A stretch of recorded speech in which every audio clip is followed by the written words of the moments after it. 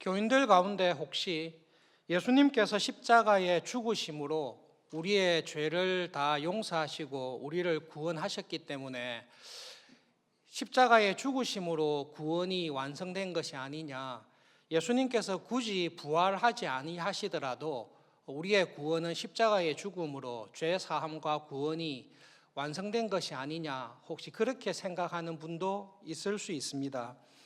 그러나 여러분, 예수님께서 십자가에서 우리의 죄를 대신해서 죽으시고 만약 부활하지 아니하셨더라면 십자가의 죽으심이 우리에게 구원을 가져왔겠습니까? 라는 질문입니다. 십자가의 죽으심으로 나의 모든 죄를 대신하여 죽으신 것이 확실합니다. 그렇기 때문에 예수님께서 굳이 부활하지 아니하셔도 십자가의 죽음과 대속은 성취된 것이 아닌가. 제자들에게 한번 물어보십시오. 초대교회 때 교회를 시작하고 복음을 전했던 사도들에게 예수님께서 십자가의 죽으심으로 우리의 구원과 죄사함을 이루셨습니다. 굳이 부활하지 아니하셔도 이 복음을 전했을 것입니까? 물어보십시오. 예수님의 부활이 없었다면 예수님의 구원의 복음을 전할 사도는 한 사람도 없었을 것입니다. 십자가에서 처참하게 졸지에 죽임을 당한 그 예수님께서 부활하신 것이 없었다면 사도들 가운데 한 사람도 구원의 복음을 전하는 일은 없었을 것입니다. 열렬히 메시아인 줄 알고 따라다녔지만 결국은 죽었구나. 그리고 죽고 난 다음에 아무런 변화가 없고 지금도 무덤에 있다. 그렇게 했다면 기독교는 복음은 없었을 것입니다. 여러분, 부활이 없다면 사도 바울이 고린도전서 15장에서 말씀하신 대로 그리스도께서 살아나지 않았다면 여러분의 믿음은 헛된 것입니다. 그리스도께서 살아나지 않았다면 우리는 아직 죄 가운데 있을 것입니다. 그리스도께서 부활이 없다면 우리는 모든 사람 가운데 가장 불쌍한 사람이 될 것입니다. 여러분, 예수님의 부활이 없다면 십자가의 죽음도 헛되다라는 것을 성경은 이야기하고 있습니다. 십자가에서 죽으신 것은 부활이 없이는 헛되게 됩니다. 부활이 없다면 십자가의 대속적인 죽음도 아무런 의미가 없다라는 말씀입니다. 길게 설명할 시간은 없지만 왜 예수님께서 부활하신 것이 없다면 십자가에서 죽으신 죽음이 아무런 의미가 없습니까? 그것은 죽음과 죄와 뗄 수 없는 관계 때문에 그렇습니다. 죽음은 왜 들어왔습니까? 죄로 인해서 들어왔습니다. 모든 죽는 사람은 왜 죽습니까? 죄 때문에 죽습니다. 신체의 기관이 우리가 기력이 쇠해서 죽는 것이 아니라 죽음의 원인은 죄 때문입니다. 죄가 있는 곳에는 반드시 죽음이 있습니다. 모든 사람이 죽었다라는 것은 딱 한 가지 이유인데요. 모든 사람이 죄인이기 때문에 죽습니다. 죄 있는 사람은 죽음을 결코 피할 수가 없습니다. 예수님께서 십자가에서 죽었습니다. 그런데 예수님께서 죽음에서 부활하지 못하고 여전히 죽음 가운데 무덤 중에 있다라는 말은 예수님도 죽음을 이기지 못하는 죄가 있다라는 말씀입니다. 그렇기 때문에 예수님께서 십자가에 죽으셨는데 부활하지 않고 무덤에 그대로 있습니다. 그 말은 예수님도 죄인이었다라는 말씀입니다. 그 하나님의 죄와 죽음의 관계를 절대로 피할 수가 없습니다. 예수님이라 할지라도, 성육신하신 예수님이라 할지라도 하나님의 영원불변한 법칙, 죄가 있는 곳에 죽음이 있습니다. 죽는 사람은 모두 자기 죄 때문에 죽습니다. 예수님께서 십자가에서 죽었습니다. 죽어서 무덤에 묻혔습니다. 그 예수님이 부활하지 아니하고 여전히 지금도 무덤 가운데 있습니다. 그건 하나님의 확고불변한 법칙이 있는데요. 예수님도 죄가 있기 때문에 죽은 것입니다. 여전히 죽음에 머물 수밖에 없는 이유는 하나님 보시기에 예수님도 죄가 있기 때문에 무덤 가운데 있는 것입니다. 그러므로 예수님께서 부활하지 않았다면 어떤 증거를 하는가 하면 예수님도 죄인이었다, 이 말밖에 되지 않습니다. 그러므로 예수님은 부활하셔야 됩니다. 누가 예수님을 죽음에서 부활시키십니까? 성경에 의하면 로마서 1장 4절에 거룩한 성결의 영으로 말미암아 죽은 자들 가운데서 부활하셨습니다. 예수님을 죽음에서 부활시키신 분이 누구입니까? 성부 하나님이십니다. 하나님께서 예수님의 십자가의 죽음을 보셨습니다. 그런데 그 하나님께서 예수님을 살펴보셨습니다. 예수님에게는 죽어야 될 죄가 하나도 없습니다. 그래서 하나님께서 예수님에게는 죽어야 될 죄가 하나도 없다. 그러므로 죽음이 예수님을 붙잡아 놓을 수 없다. 하나님께서 예수님을 죽은 자 가운데서 다시 살리심으로 하나님께서 예수님에게 선언하는 것입니다. 예수님에게는 죄가 하나도 없다. 그것을 무엇으로 증거하십니까? 죽었던 예수님을 살리심으로 예수님께서 죄 없다라고 말씀하십니다. 그럼 죄 없는 예수님은 왜 죽었습니까? 그것은 이사야 53장에 말씀하신 대로 우리의 모든 죄를, 양처럼 하나님 앞에서 범죄하며 살았던 우리의 모든 죄를 예수님이 대신 짊어지시고, 예수님이 죽었던 이유는 자기의 죄 때문에 죽은 것이 아니라 하나님께서 구원하시기로 한 우리의 모든 죄를 대신 짊어지시고 그 죄에 대한 지옥의 형벌을, 하나님의 심판을 받아서 죽은 것입니다. 그리고 그 하나님의 심판을 만족스럽게 하나님께서 보시기에 너의 죽음으로 말미암아, 너의 죽음이 나의 죄로 인한 죽음이라는 것을 믿는 모든 사람들에게 구원의 길을 내시는 완전한 대속적인 죽음을 죽으셨습니다. 그래서 예수님은 죽었습니다. 그러나 예수님은 하나님께서 죽음 가운데 놓아두어야 될 죄가 하나도 없습니다. 그것을 하나님께서 예수님을 부활시키심으로 우리에게 말씀하신 것입니다. 곰곰이 생각해 보시면, 여러분 짧은 시간에 말씀드렸지만 예수님께서 왜 굳이 부활하셔야 되냐? 부활하지 않아도 구원은 성취되는 것이 아닌가? 아닙니다. 예수님께서 왜 죽어야 되는지, 그리고 하나님께서는 그 예수님을 왜 부활시켜야 되는지, 예수님께서 부활하셔야 하나님의 구원 사역이 성취되는 것을 곰곰이 묵상해 보시면 좋겠습니다. 부활절을 맞이해서 부활주일에 우리가 기억해야 될 것은, 질문은 이것입니다. 예수님께서 부활하셨습니다. 예, 우리는 믿습니다. 부활하신 예수님께서는 지금 어디에 계시고 무슨 일을 하십니까? 그 질문입니다. 우리는 부활의 주님을 믿습니다. 부활신앙을 가지고 살고 있습니다. 그런데 부활하신 예수님은 지금 어디서에 계시고 무슨 일을 하고 계십니까? 12 사도들에게, 제자들에게 물어보면 제자들은 이렇게 답을 할 것입니다. 예, 예수님께서 분명히 부활하셔서 우리가 그 예수님과 40일간 복음에 대해서, 하나님의 나라에 대해서 들었습니다. 그런데 지금 그 예수님은 성천하셔서 하나님 우편에 계십니다. 영원토록 인성을 가지고 계시는 예수님은 더 이상 공생의 기간 동안에 우리와 함께 먹고 자고 가르쳐 주시고 기적을 행하시는 일들을 지금 하고 있지는 않습니다. 부활하신 예수님은 우리 눈앞에서 성천하셔서 하나님 우편에 계시고 그 하나님 우편에서 우리를 위하여 기도하고 계십니다. 그렇게 이야기할 것입니다. 그러면 여러분, 사도들에게, 그러면 예수님은 지금 우리와 함께 계시지 않고 그냥 하나님 우편에 계십니까? 놀랍게도 사도들은, 제자들은 그렇게 답하지 않습니다.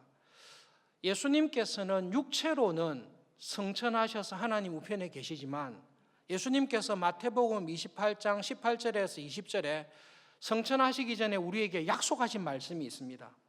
하늘과 땅의 모든 권세를 아버지께서 나에게 주셨다. 이제는 성부 하나님께서 이 세상을, 우리나라를, 이 역사를 주관하시는 게 아니라 하늘과 땅을 지배하는 모든 권세를 부활하시고 성천하신 아들에게 아버지께서 다 주셨습니다. 예수님께서는 제자들에게, 사도들에게, 교회를 향해 이렇게 선언하십니다. 내가 십자가에서 죽고 부활하고 성천하게 됨으로 말미암아 이제 성부 하나님께서는 이 세상과 역사를 주관하는 모든 권세를 아들이 나에게 주셨다. 모든 권세가 내한테 있다라고 말씀하십니다. 그러면서 예수님께서는 제자들에게, 교회를 향해, 그러므로 너희는 모든 족속에게 가서 아버지와 아들과 성령의 이름으로 세례를 줘라. 내가 세상 끝날까지 너희와 항상 함께 있을 것이다. 이 약속을 제자들에게 교회에 하십니다. 그러므로 예수님께서는 어디에 계십니까? 부활하신 예수님께서는 예수님을 믿고 살아가는 제자들이 이 땅에서 어디에 있든지 무슨 일을 하든지 제자들과 항상 함께 계십니다. 어떻게 하나님 우편에 계시는 성자께서 인도로 복음을 전하러 가고 사마리아로 그리고 전 세계로 다 흩어진 예수님의 제자들과 항상 함께 있습니까? 그것은 예수님께서 약속하신 대로 예수님의 영이신 성령님을 보내주셨기 때문입니다. 여러분 그냥 이렇게 쉽게 정확하게 생각해 보세요. 예수님께서 공생애 동안에 제자들과 함께 있었습니다. 제자들에게 내가 너희들을 떠날 것이다 이야기하니까 굉장히 당황했습니다. 예수님 아침에 일어나서 예수님과 함께 하루를 시작하고 귀신 들린 자를 만났을 때 예수님께서 옆에 계셔서 쫓아내 주시고 우리를 공격하는 원수나 질병이 올 때에 예수님께서 우리와 함께 있어서 다 치료해 주셨는데 예수님께서 우리를 떠나시면 어떻게 됩니까? 그때 예수님께서 하신 말씀이 있습니다. 내가 너희들과 함께 있기보다는 내가 너희들을 떠나서 아버지께로 가는 게 너희들한테 훨씬 낫다. 왜냐하면 내가 아버지께로 가면 하나님이신 성령 하나님을 너희에게 보내줄 것이다. 그 성령 하나님은 나와 똑같은 하나님인데 그 성령 하나님은 나의 영이고 아버지의 영인 성령님을 보내줄 것이다. 예수님께서 육신의 옷을 입고 우리와 함께 계실 때는 우리와 똑같이 한 곳에 있으면 다른 곳에 같이 있기가 불가능합니다. 예수님께서 갈릴리에 계시면 예루살렘에 있는 것은 불가능합니다. 그러나 예수님께서 보내주시는 성령님께서는 갈릴리에 계시면서 동시에 인도에도 계시고 성령 하나님께서는 예루살렘에 계시면서도 대한민국에도 계시고 예수님께서 보내주실 성령님은 예수님의 영이신데 이 예수님의 영이신 성령님은 하나님이시기 때문에 무소부재하십니다. 예수님께서 제자들에게 약속하실 때 내가 세상 끝날까지 너희와 항상 함께 있겠다라고 했을 때 이게 빈말이 아니라 그냥 강조법이 아니라 문자 그대로 내가 아버지께로 올라가면 내가 성령을 보내어 줄 것이다. 그 성령님은 아버지의 영이면서 동시에 나의 영이다. 내가 너희들과 항상 함께 있었듯이 내가 보내주시는 성령님이 너희와 함께 거해서 내가 하루 종일 너희들과 함께 있었듯이 성령님께서 너희들과 함께 하면서 내가 너희들과 언제나 함께 있는 역사를 은혜를 줄 것이다 라고 말씀하셨습니다. 그래서 제자들에게 물어보십시오. 부활하신 예수님 어디 계십니까? 그러면 제자들은 딱 두 가지로 답을 합니다. 육신을 입고 우리와 함께 계셨던 예수님은 지금 성천하셔서 하나님 우편에서 우리를 위하여 중보의 기도를 하시고 계십니다. 우리를 위하여 처소를 예배하고 계십니다. 그런데 그 부활하신 예수님은 그분의 영이신 성령님을 보내어 주셔서 이 성령님께서 우리 모두와 함께 하십니다. 우리 12명이 어디로 흩어지든지 간에 초대교회의 믿음으로 사는 성도들이 이 세상 어느 곳에 흩어져 있든지 간에 예수님께서는 성령님으로 말미암아 나와 함께 하시고 내주하시고 내 안에 살아 계십니다. 아니 예수님께서 공생애 때 당신들과 함께 계셨던 것처럼 하루 종일 함께 계셨던 것처럼 지금도 성령님을 통해 당신들과 날마다 함께 하신다는 말씀입니까? 그것이 부활하시고 성천하신 예수님께서 주시는 은혜입니다. 그 은혜를 사도들에게 제자들에게 주셨습니다. 그 질문을 교회인 우리에게 똑같이 합니다. 예수님의 부활을 믿습니까? 예, 믿습니다. 그래서 우리는 부활의 은혜를 감사하며 예배를 드리러 왔습니다. 지금 2000년 전에 부활하신 예수님은 어디에 계십니까? 이렇게 물었을 때에 우리의 대답과 고백은 사도들의 고백과 똑같습니다. 우리는 매주일 사도신경으로 신앙 고백을 합니다. 예수님은 지금 성천하셔서 하나님 우편에 앉아 계시고 마지막 재림 때에 산자와 죽어있는 모든 자들을 심판하시러 오실 것을 믿습니다. 예수님은 지금 하나님 우편에 계십니다. 동시에 우리는 똑같이 고백합니다. 그 부활하시고 하나님의 우편에 계시는 예수님, 부활하신 예수님은 성령님을 통해 내 안에 살아 계십니다.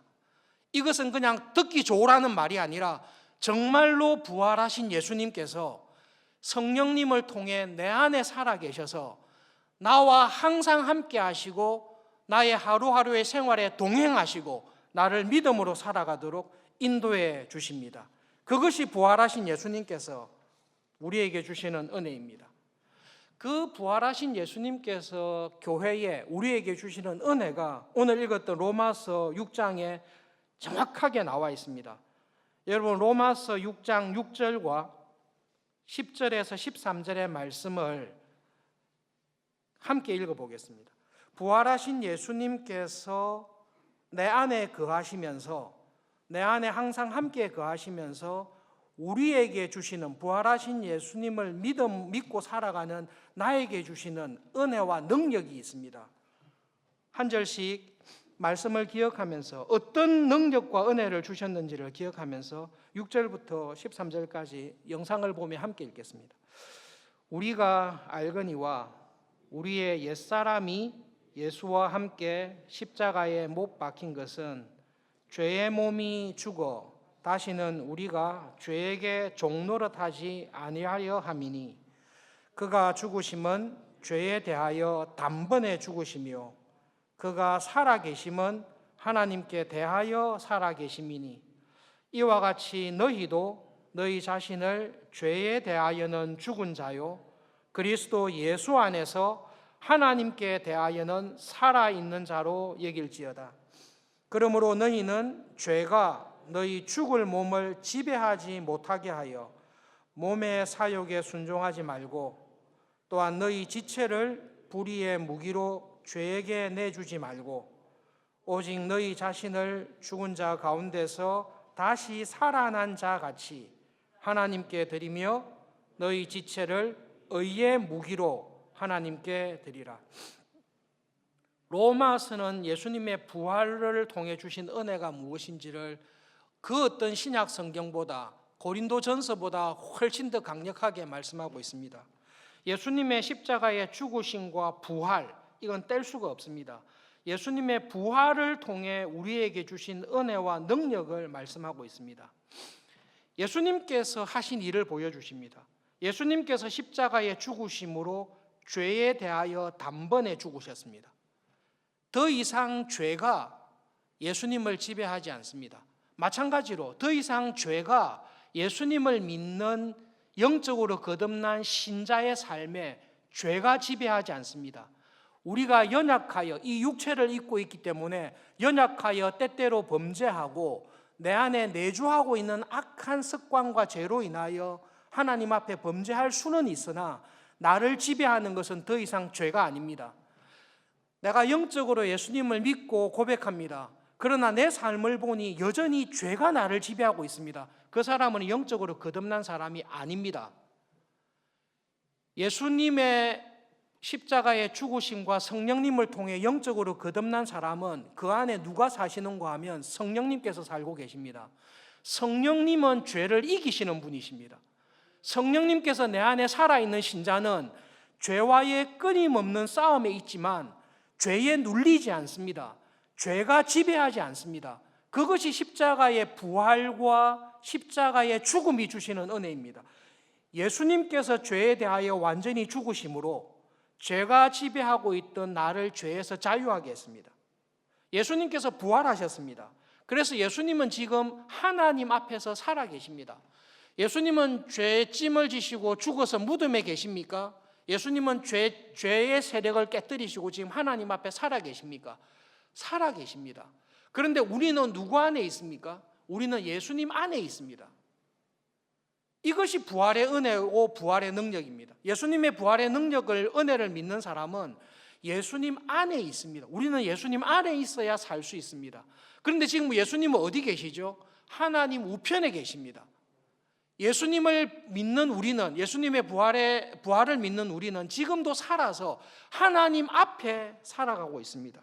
그러므로 부활의 주님을 믿고 있는 사람은 자기의 몸을, 중요한 말인데요, 자기의 몸을 죄의 도구로 쓰지 않습니다.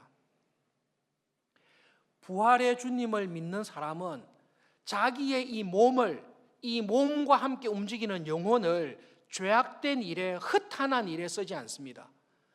부활하신 예수님께서 내 안에 살아계시고 예수님의 영이신 성령님께서 지배하시고 성령님의 은혜 안에 살아가는 사람은 끊임없이 죄와 싸웁니다. 죄의 권세를 깨뜨립니다. 그리고 내 몸을, 내 시간을, 내 물질을, 나의 삶을 하나님의 나라와 뜻을 이루는 일에 의의 병기로 하나님께 끊임없이 드리면서 살아가는 것이, 이게 부활하신 예수님을 믿는 신자에게 주시는 은혜입니다. 놀라운 은혜인데요, 예수님을 믿습니다. 예수님을 믿습니다. 그리고 예수님의 부활을 믿습니다 라고 이야기하는 사람은 내 안에 예수님께서 살아계시고 예수님의 영이신 성령님께서 나의 모든 삶을 인도하시고 주장하셔서 하나님의 자녀답게 이 세상을 살아가게 하시는 은혜를 경험한 사람이 예수님의 십자가의 죽음과 부활을 믿는 사람입니다. 대학 시절에 아주 기억에 남는 그 후배 하나가 있습니다. 같은 교회는 아니었는데요, 그 여학생 후배는 대학을 들어오기 전까지는 예수님이라는 말을 들어보지를 않았던 사람이었습니다. 가정에서도 믿는 사람이 한 사람도 없었고 자기 옆에 예수님 교회 다니는 친구가 하나도 없는 사람이었습니다. 대학교 1학년 때 캠퍼스에서 내비게이터 선교단체를 통해서 예수님을 믿고 영접하게 되었습니다.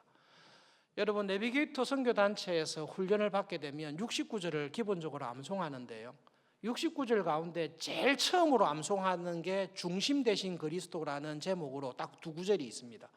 중심 되신 그리스도, 고린도후서 5장 17절.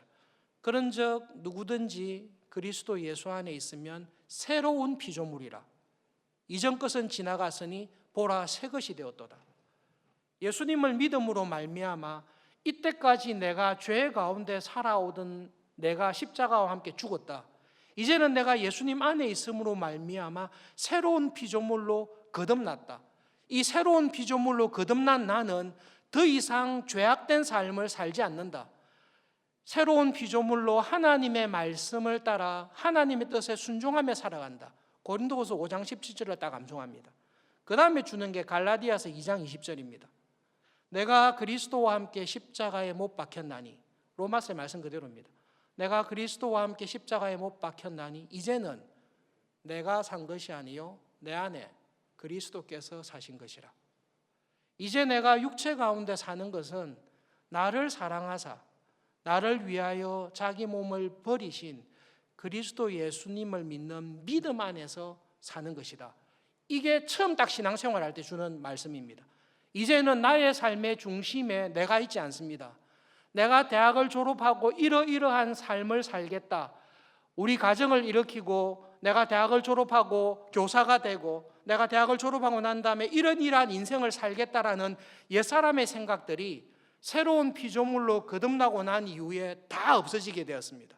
오히려 하나님의 말씀 가운데 한 번밖에 없는 이 세상을 하나님을 믿는 신자로, 하나님 나라의 백성으로 어떻게 살아야 할지를 하나님의 말씀을 통해 날마다 배우고 새로운 피조물로 내가 원하는 삶이 아니라 주님께서 원하시는 삶을 살아가는 쪽으로 말씀을 배우고 익히게 되었습니다. 3월달 대학교 처음 신입생 때 내비게이터에 있는 사람을 만나서 회심하게 됐습니다. 1년이 지나고 난 다음에 내비게이터 겨울 수련회 때 이 자매가 와서 간증을 했습니다. 예수님이 내 마음의 중심에 오시고 난 이후에 십자가에 죽으셨을 뿐만 아니라 살아계시고 그분의 영이신 성령님을 통해 나에게 말씀하시고 내 삶을 인도하시는 그 주님과 함께 1년을 쭉 동행하면서 살아왔습니다. 365일 중에 매일 큐티를 했는데요, 364일을 큐티를 했습니다. 저도 큐티 처음 배울 때는요, 일주일에 한 번씩 빼먹었거든요. 왜냐하면 주일날에는 예배 드리는데 큐티할 필요 없다.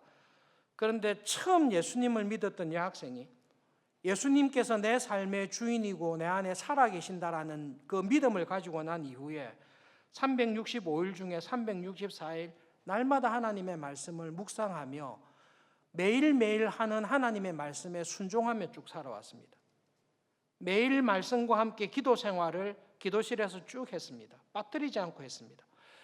매주 한 번씩 함께 모여서 하는 성경 공부에 학과 공부하는 만큼 조금씩 관심을 기울이다가 말씀이 좋으니까 그 말씀을 배우고 묵상하는 쪽으로 쭉 변화되었습니다. 일주일에 한 번씩 선배를 만나서 원투원 교제를 쭉 했습니다. 그래서 1년이 지난 예수님을 믿은 지 1년짜리 된 후배를 봤는데요. 처음에 봤을 때 모태신앙으로 교회에 좋은 교육을 받고 성숙한 신앙인을 만난 것처럼 오해할 정도로 많이 변화되었습니다. 함께 쭉 통해서 알게 되다가 졸업할 때 그 후배를 다시 보게 됐는데요. 대학교 1학년 신입생 때 예수님을 믿기 전에 가지고 있었던 인생의 꿈과 삶의 목적과 방향이 4년간의 하나님의 말씀과 내 안에 살아계시는 예수님을 따라 살아간다는 성령님의 인도함을 받아 말씀과 기도로 4년을 쭉 보냈습니다. 선교사 같다라는 느낌이 들 정도로 그 후배의 삶이 완전히 바뀌었습니다. 부활하신 예수님께서 내 안에 살아계십니다. 내 안에 살아계시는 예수님은 날마다 나에게 말씀하시고 하나님의 말씀과 믿음으로 살아가는 것을 항상 도와주십니다. 여러분, 부활하신 예수님께서 내 안에 살아계십니다. 그 주님께서 나와 동행하십니다. 나의 남은 삶이 세상에 허비하는 삶이 아니라 하나님의 뜻을 이루며 값진 삶으로 하나님의 의의 병기로 하나님께서 이 세상에서 이루기 원하시는 주님께서 주님의 교회를 통해 이루기 원하시는 하나님의 나라와 뜻에 충성된 일꾼으로 사용하기 원하시는 가장 영광스러운 일에 그 영광스러운 삶에 내 안에 내주하시는 성령님께서 예수님의 영이신 성령님께서 한 사람의 삶을 그렇게 변화시키시고 인도하시는 것입니다. 부활의 예수님, 부활의 믿음을 가지고 있을 뿐만 아니라 정말로 부활하신 예수님과 함께 동행하며 살아가는 사람은 고린도전서 13장 11절에 있는 고백이 저절로 나오게 되어 있습니다. 내가 어렸을 때에는 말하는 것이 어린아이와 같았습니다. 깨닫는 것이 어린아이와 같았습니다. 생각하는 것도 유치한 어린아이와 같았습니다. 그러나 내가 하나님의 말씀과 성령님의 은혜와 믿음의 삶을 통해 장성한 사람이 되어서는 어린아이 때의 일을 다 버렸습니다. 하나님의 말씀이 기도를 통한 성령님의 인도하심이 이제 믿음 안에서 초보적인 예수 믿고 천국 가서 참 기뻐요. 예수님께서 내가 구하는 모든 것을 다 응답해 주시니 너무너무 감사합니다라는 그 어린아이 때의 믿음에서 나를 장성하게 했습니다. 이제는 내 뜻을 이루기 위해서 기도하는 것이 아니라 하나님, 저에게 이런 은혜와 축복과 은사를 주셨는데 저를 통해 하나님께서 이루기 원하시는 뜻이 무엇입니까? 하나님의 의의 병기로 써주십시오.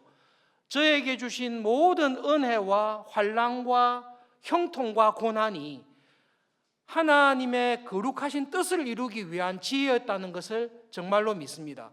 지금 있는 이 자리에서 하나님의 의의 병기로 저를 써주십시오.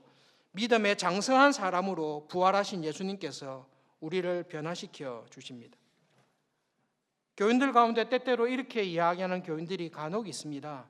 목사님, 성경 공부도 열심히 했고 기도에도 열심히 참석했고 예배도 빠지지 않고 신앙생활을 했는데 크게 저에게는 변화가 없습니다. 성경 공부도 했지만 기도회도 했지만 소그룹 모임도 했지만 예배도 매주일 드렸지만 왜 나에게는 그러한 변화가 없습니까?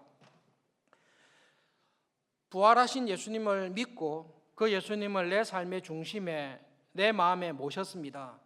그러나 여러분, 라오디게아의 교인들처럼 부활하신 예수님을 알고 믿습니다.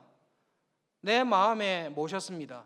그러나 내 삶의 중심에 예수님을 두지 않고 예수님을 문 밖에 쫓아내놓고 있으면 그렇게 신앙생활하고 믿음 생활하게 되면 10년이 지나고 100년이 지나고 평생을 예수님을 믿어도 믿음의 열매는 불가능합니다. 라오디게아 교인들의 문제가 무엇입니까? 예수님을 안 믿은 것입니까? 믿습니다. 믿으니까 교회에 들어와 있습니다. 부활하신 예수님을 믿습니다. 그러니까 교회에서 신앙생활하지요. 그러나 라오디게아 교인들의 문제가 무엇입니까? 예수님께서 그들의 삶의 중심에서 쫓겨나 계십니다. 예수님께서 액을 하십니다. 내가 문 밖에 쫓겨나 있지 않냐고, 내가 중심이 되어 있지 않지 않냐고, 너의 삶에, 너의 사업 계획에, 너의 하루하루의 생활 가운데 내가 중심이 되어 있지 않고 쫓겨나 있지 않냐고. 너는 나를 중심에 모실 때가 있는데, 예배 드릴 때, 기도회 할 때, 성경 공부할 때, 소그룹 모일 때, 그때만 나를 중심에 모시고 예배가 마치는 순간, 기도가 끝나는 순간, 성경 공부를 끝나는 순간 나는 문 밖에 쫓아내고 네가 원하는 대로 살아가지 않냐고. 그것이 라오디게아 교회를 향해서 예수님께서 안타깝게 지적하시는 말씀입니다. 여러분, 부활하신 예수님을 믿고 아는 사람이 있습니다. 그러나 정말로 믿고 아는 사람은 부활하신 예수님을 따라서 순종하는 사람입니다. 아는 것과 행하는 것은 다릅니다. 야고보가 한결같이 하는 말이 그겁니다. 여러분이 예수님을 믿습니까? 예수님을 믿는데 여러분의 행실은 왜 그렇습니까? 부활하신 예수님께서 내 안에 살아계십니다. 성령님을 통해 살아계십니다. 그 살아계시는 부활하신 예수님의 말씀을 듣고 주님과 동행한다면 놀라운 믿음의 열매를 반드시 맺게 되어 있습니다. 여러분, 우리는 이 자리에, 예배드리는 이 자리에 부활하신 예수님을 믿고 감사하기 때문에 이 자리에 나와 있습니다. 정말로 예수님께서 내 안에 살아계십니까? 그것을 어떻게 알 수 있습니까? 나는 지금 어떤 죄와 싸우고 있습니까? 지금 내 안에 내주하시는 성령님께서 계신 곳에는 죄가 드러나게 되어 있습니다. 그게 성령님의 은혜입니다. 성령님께서 죄를 드러나게 하시는 것은 그 죄의 세력을 완전히 꺾으시고 하나님의 형상으로 새로운 피조물로 장성한 사람으로 나를 변화시키기 위해서 죄를 딱 드러내십니다. 어떤 죄와 지금 싸우고 있습니까? 부활하신 예수님께서 날마다 나와 함께 하십니까? 그러면 여러분, 그 성령님께서 나의 몸을, 나의 시간을, 나에게 주신 물질과 재능과 나의 남은 삶을 의의 병기로 반드시 쓰십니다. 성령님께서는 그런 사람을 온 땅을 두루 감찰하시며 전심으로 하나님의 의의 병기로 복음의 일꾼으로 사용하기를 원하며 기도하는 자를 성령님은 간절히 찾고 계십니다. 내가 정말로 그 성령님의 인도하심을 따라서 기도를 하고 있다면 성령님은 나를 의의 병기로 주님의 교회를 세우는 그리스도의 좋은 군사로 반드시 쓰고 있습니다. 나는 지금 어떤 죄와 싸우고 있습니까? 그리고 그 죄와 이기고 있습니까? 라오디게아 교회 가시떨기에 떨어진 씨와 같은 교인은 어떤 문제가 있는지 아십니까? 성령님께서, 부활하신 주님께서 내 안에 계시는데요, 죄를 이기지를 못합니다. 가시의 기운이 내가 은밀하게 짓고 있는 습관적인 죄, 하나님의 성경 500독 하자 했는데 바빠서 못한대요. 읽기 힘들어서 못한대요. 그런데 인터넷이나 게임이나 텔레비전이나 헛된 일에는 언제든지 시간을 써요. 너무너무 바쁘다 그래요. 정말로 바쁘다 그래요. 그런데 폭탄 세일을 하거나 엄청난 할인 행사가 있으면 거기는 끝까지 가서 물건을 사옵니다. 정말로 시간이 없습니까? 내 마음의 중심에 성령님의 인도함을 따라 살아가는 기쁨보다 내가 즐기고 싶은, 내가 필요한, 내가 갖고 싶은 것을 소유하고 싶은 가시의 기운이 내 삶을 지배하고 있기 때문에 그런 가운데 살아갈 때는 우리는 열매를 맺을 수가 없습니다. 여러분, 지금 내가 살아가고 있는 이 땅에서, 지금 내가 일하고 있는 그 장소에서 부활하신 예수님께서 내 안에 살아 계십니다. 예수님의 영이신 성령님께서 살아계셔서 죄를 이기게 하십니다. 내가 이기지 못하는 죄를 이기게 하십니다. 그 성령님께서 살아계셔서 어린아이 때와 같던 신앙에서 벗어나서 야, 이렇게 살아가는 것이 구원의 기쁨이구나. 진리 안에서 주는 믿음의 자유함이 이거구나. 이 자유함으로 말미암아 즐거운 마음으로 교회를 섬기며 하나님의 종이 된다는 것이 이것이구나라는 구원의 은혜와 기쁨을 누리는 사람이 하나님의 나라에 들어갑니다. 조금 신학적인 건데요. 신학적인 거는 조금만 생각하면 쉽게 이해된다는 말입니다. 여러분, 예수님께서 부활하셔서 새로운 육체를 입었습니다. 우리는 재림 때 그 예수님께서 입으셨던 부활의 육체를 입을 것입니다. 예수님께서 재림하실 때 우리가 지금 입고 있는 육체는 다 흙으로 돌아가고 재림하실 때 예수님께서 부활하신 육체를 딱 주실 텐데요. 그 새롭게 입게 될 육체는 죄를 범합니까? 안 범합니까? 고린도전서 15장에 나와 있는 예수님께서 재림하실 때에 지금 썩을 육체, 죄와 부패와 연약함에 물들어서 우리의 영혼은, 우리의 마음은 죄를 짓지 않기를 원하지만 이 육신의 연약함과 부패로 인하여 우리는 죄를 범합니다. 그런데 예수님 재림하실 때 우리에게 주실, 우리가 입게 될 그 육체는 이런 죄의 유혹이나 연약함에 빠져서 죄를 짓습니까? 아니면 이 죄와 유혹에서 완전히 승리한 육체를 입습니까? 우리는 죄와 유혹에서 완전히 승리한 육체를 입습니다. 그 부활 재림 때 입게 될 육체를 가지고서는 우리는 죄를 더 이상 범하지 않습니다. 신자에게 죽음은 어떤 복이 있는가 하면요, 죄를 지을 수밖에 없는 연약함이 있는 이 육체를 완전히 끝내버리는 거예요. 신자의 죽음은 사랑하던 성도가 우리와 함께 있지 못하고 떠난다는 슬픔이 있지만 죽음으로 인하여 이 육체를 벗어버리는 성도에게는 큰 기쁨이 있는데 더 이상 육신의 연약함으로 죄 짓는 일이 없습니다. 재림 때 부활해서 우리가 입게 될 그 육체를 가지고는 우리가 부활하신 예수님께서 더 이상 죄를 안 짓듯이 그 육체를 입었을 때는 우리는 더 이상 죄를 짓지 않습니다.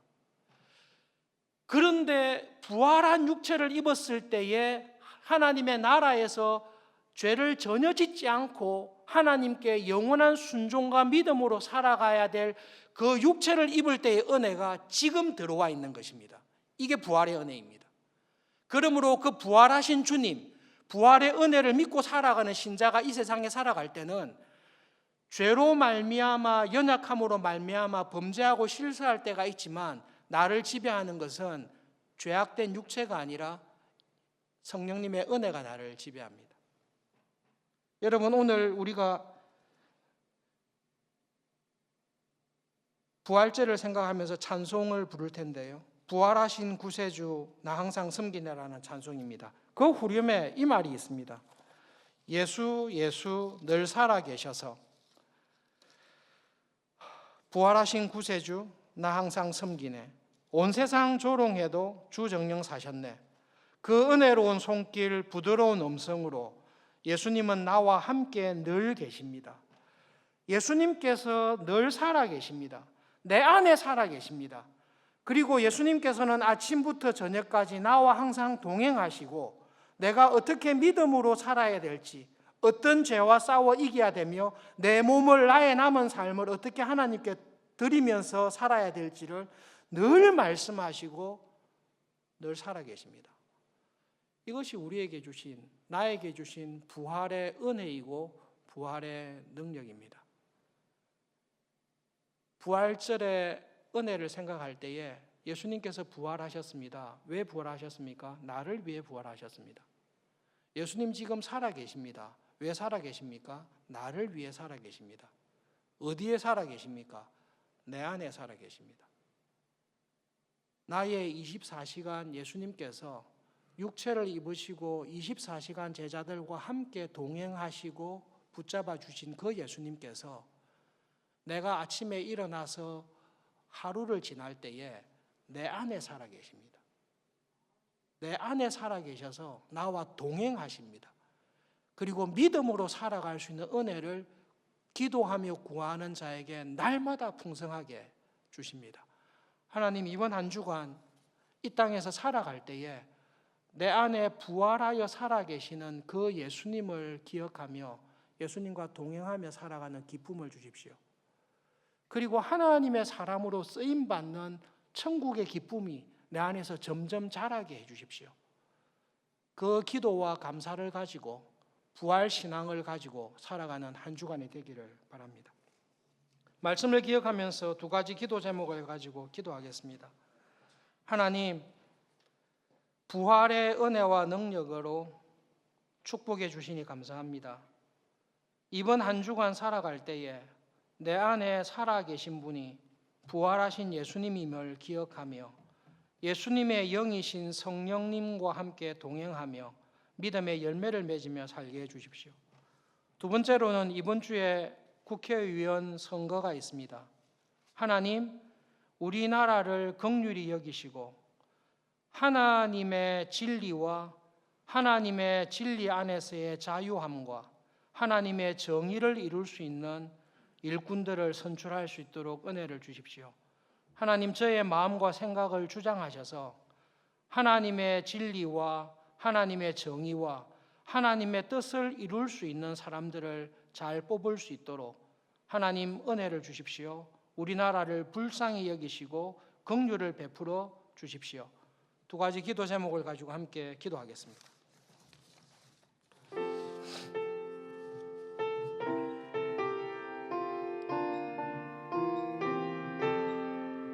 하나님 아버지, 하나님 아버지, 예수님께서 부활하시고 살아계실 때에 내 안에 살아계시고 성령 하나님을 보내어 주셔서 그 성령님을 통해 새로운 피조물로 하나님께 살아있는 사람으로 하나님의 뜻을 이루는 사람으로 살게 하시니 감사합니다. 하나님, 오늘 이후로 이 세상에서 하나님께서 허락하신 기간 동안 살아갈 때에 성령님 저희들과 함께 하셔서 내 안에 있는 죄의 잔재들과 죄의 습관들과 싸워 이기게 해주십시오. 하나님 아버지, 저와 함께 하시고 은혜 베풀어 주셔서 남은 삶을 하나님께서 은혜로 주신 모든 선물과 고난과 모든 축복과 은혜들을 가지고 의의 병기로 하나님의 나라와 뜻을 이루며 주님의 교회를 세우며 살아가게 해주십시오. 하나님, 우리나라와 이 사회를 불쌍히 여기시고 은혜 베풀어 주십시오. 하나님의 진리와 하나님의 정의와 하나님께서 진리 안에서 주시는 자유함이 풍성한 나라로 축복해 주십시오.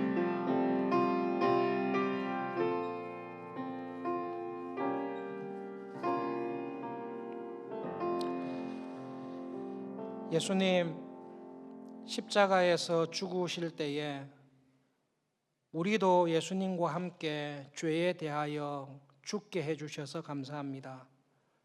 예수님 부활하실 때에 예수님 혼자만 부활하신 것이 아니라 예수님과 함께 저희들을 다시 살리셔서 이제는 새로운 피조물로 이제는 하나님께 대해 살아있는 사람으로 저희들을 부활하게 하시니 감사합니다. 부활하신 예수님, 성령님을 보내어 주셔서 날마다 우리와 함께 하시고 우리의 삶을 말씀으로 기도로 인도해 주시고 구원의 기쁨을 이 땅에서 누리며 천국의 기쁨을 누리며 살아가는 은혜 주셔서 감사합니다. 그 부활의 주님께서 우리에게 주신 은혜와 능력을 하루하루의 생활을 통해 경험하며 하나님의 나라를 증거하며 살아가는 믿음의 삶이 되도록 축복해 주십시오. 하나님, 이 나라와 민족에게 하나님께서 베풀어 주신 은혜가 특별한 은혜인 것을 믿습니다. 하나님, 이 나라와 민족을 긍휼히 여기시고 하나님의 정의와 하나님의 진리와 하나님의 뜻에 합당한 나라가 될 수 있도록 하나님 필요한 일꾼들을 하나님께서 간섭하시고 선출할 수 있도록 은혜를 베풀어 주십시오. 예수님의 이름으로 기도합니다. 아멘.